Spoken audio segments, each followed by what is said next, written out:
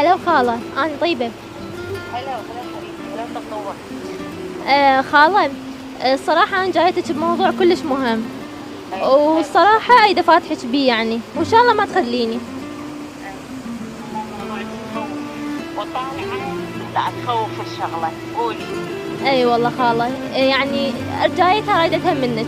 خالة الصراحة أنا محتاجة منك مبلغ، وحاليا كلش محتاجته. شنو؟ مبلغ حاليا كلش محتاجته. و...